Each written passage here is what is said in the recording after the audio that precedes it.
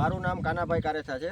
અમે અત્યારે અર્જુનભાઈની વાડીએ જહાપર ગામે આવેલા છે। ત્યાં ગિરનાર 4 મગફળીમાં એની આપણું ઓલિપ્રાઇડનું ઓર્ગેનિક ફર્ટિલાઇઝર વાપરેલું હતું, પાયાના ખાતર તરીકે જ વાપરેલું હતું। તો એને ફીડબેક માટે આવેલા હતા કે શું કે રિઝલ્ટ કેવું છે એમ।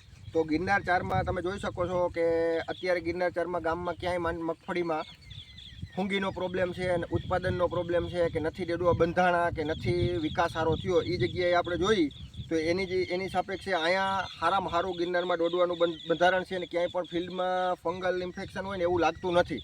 તો આપણે અર્જુનભાઈને પૂછીએ કે શું કહે અર્જુનભાઈ, તમને ગિરનારમાં અમારું ફર્ટિલાઇઝર વાપર્યું તો શું રિઝલ્ટ તમને દેખાણું? તમે કેમિકલ વાપરતા એની જગ્યાએ અત્યારે ઓર્ગેનિક ફર્ટિલાઇઝર નાખ્યું તમે, તો તમને કેવું લાગ્યું એમ કે વાપરવામાં સરળતા રહી, પછી ઉત્પાદનમાં શું ફાયદો મળ્યો, પાણીમાં તમને કંઈ ફાયદો મળ્યો કે પછી કઈ રીતે એમ તમને શું ફાયદા મળ્યા એના વિશે થોડુંક ખેડૂત મિત્રોને કહો તો ખેડૂત મિત્રોને ખ્યાલ આવે કે ભાઈ ઓલિપ્રાઇડનું ઓર્ગેનિક ખાતર વાપરવું જોઈએ કે નહીં। મારું નામ અર્જુનભાઈ છે, જસાપર ગામ, તાલુકો લાલપુર, જિલ્લો જામનગરનો વતની છું।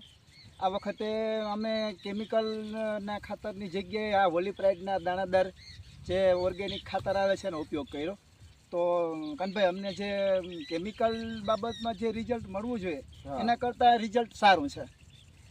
જેમ કે તમે કીધું એમાં કંઈ હળો નથી, ફૂંગી નથી, નહીંતર ગિરનારમાં વખતે ગામમાં બહુ રાડ છે, એની સાપેક્ષે આપણે બધી રીતે રિઝલ્ટ સારું છે અને આપણે આ વાપરવાથી આપણને આનો ફાયદો મળ્યો છે।